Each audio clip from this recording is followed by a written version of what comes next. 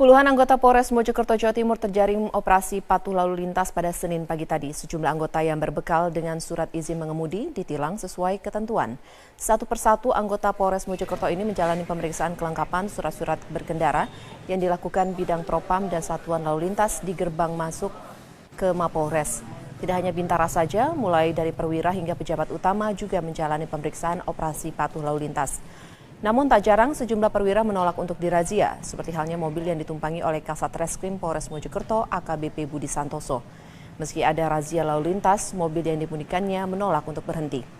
Puluhan anggota kepolisian yang tidak berbekal surat izin mengemudi selain ditilang juga akan dikenakan hukuman kedisiplinan. Operasi patuh Semeru tahun ini dilakukan untuk menekan angka kecelakaan yang biasanya disebabkan oleh faktor manusia.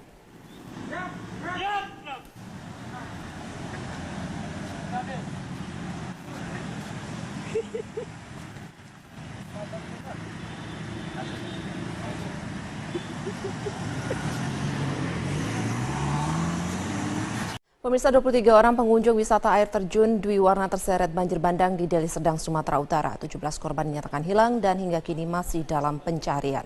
23 orang wisatawan yang berasal dari salah satu sekolah kejuruan di Kota Medan terseret banjir bandang saat sedang menikmati wisata alam air terjun Dwi Warna di Kecamatan Sibolangit. Dari 23 orang korban, 6 orang berhasil menyelamatkan diri, sementara 17 diantaranya masih dinyatakan hilang dan masih dicari keberadaannya. Salah satu korban selamat mengatakan saat rombongan sedang berada tepat di bawah air terjun yang ukurannya tidak terlalu besar, tiba-tiba banjir bandang datang dari air terjun tersebut sehingga sebagian rekannya tidak sempat menyelamatkan diri. Hingga kini tim Basarnas masih melakukan pencarian korban. Sementara korban selamat yang mengalami luka-luka dibawa ke puskesmas terdekat untuk dilakukan tindakan.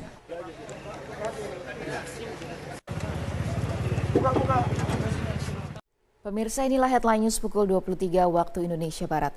Kepada masyarakat Indonesia yang tinggal di Korea, Presiden Joko Widodo menegaskan pemerintah serius memerangi praktik korupsi. Salah satu strategi yang dilakukan adalah memperbaiki sistem yang transparan dan akuntabel. Saat berdialog dengan warga negara Indonesia di Korea Selatan, Presiden memastikan perang terhadap korupsi menjadi salah satu fokus pemerintahan yang ia pimpin. Jokowi menegaskan untuk memberantas korupsi pertama yang dilakukan adalah memperbaiki sistem, yakni dengan pelaksanaan sistem pelayanan yang transparan dan akuntabel. Dengan perbaikan sistem ini, maka ruang untuk korupsi akan berkurang. Sementara itu, dari segi penindakan, pemerintah mempercayakan pada Komisi Pemberantasan Korupsi untuk menindak semua penyelenggara negara yang berlaku korup. Memperbaiki sistem, membangun sistemnya. Ya, seperti tadi sebagai contoh kayak di BKPM, yang dulu berbulan-bulan sekarang bisa 3 jam.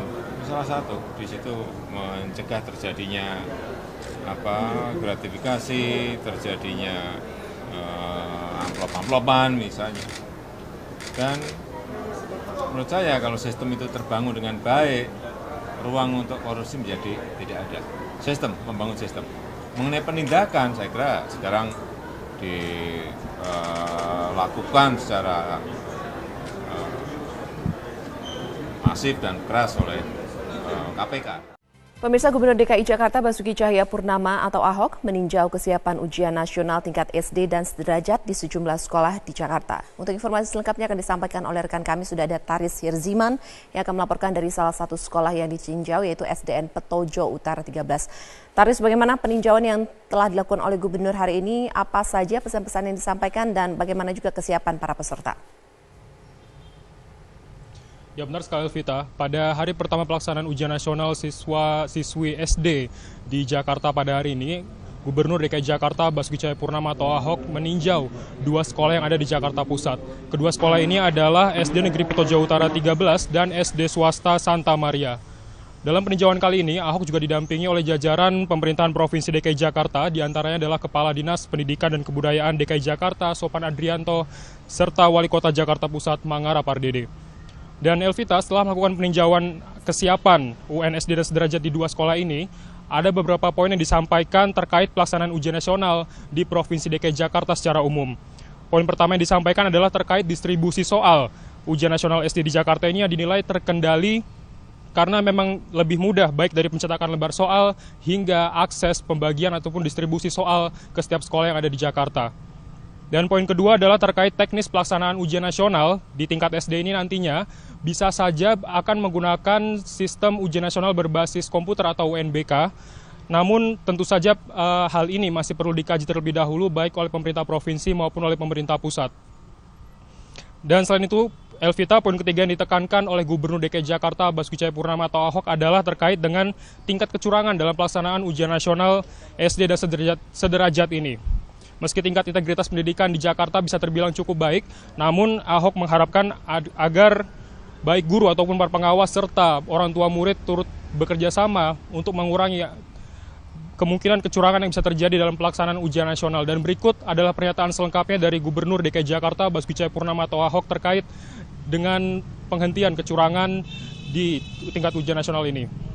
Nyontek, saya bilang susah kita mau. Kadang-kadang ada oknum orang tua juga demi supaya gengsi anaknya. Nggak semua orang berani anaknya tidak naik kelas. Nah ini yang mesti pengawas, guru-guru harus ingatkan.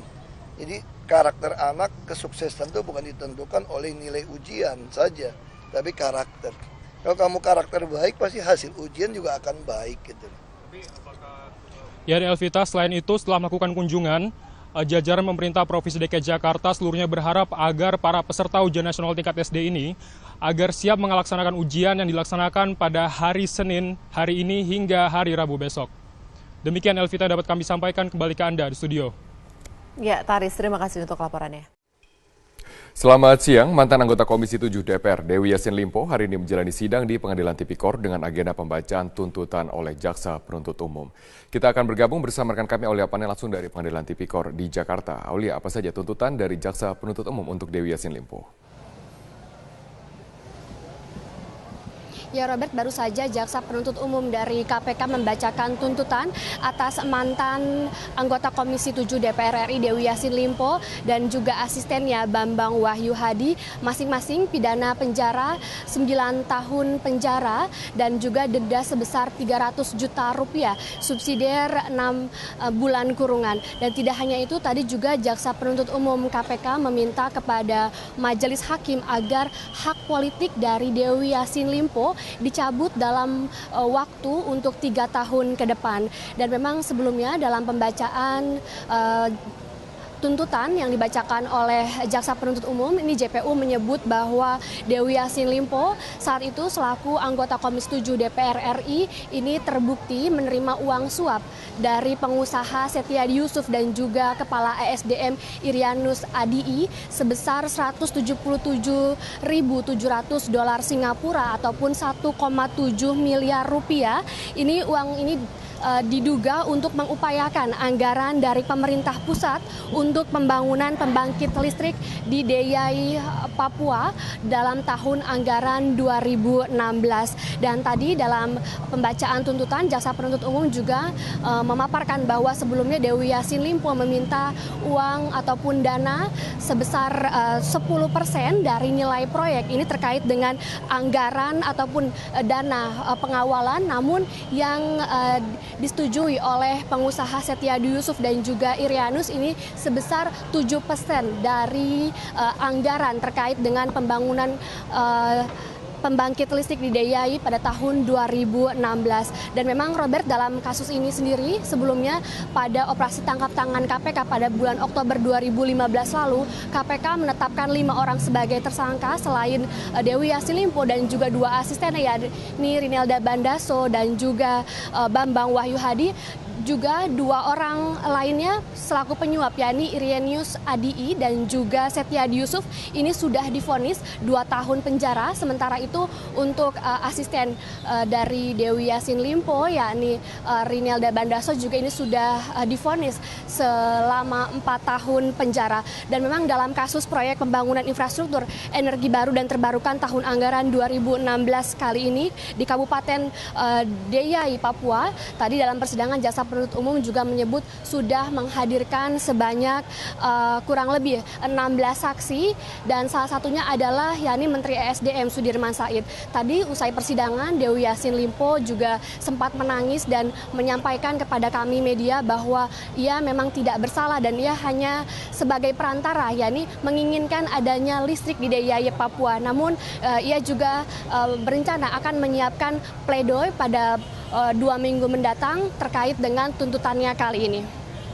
Untuk sementara, Robert, informasi yang dapat kami sampaikan kembali ke Anda di studio. Baik, terima kasih Aulia Pane atas informasi Anda langsung dari Pengadilan Tipikor di Jakarta.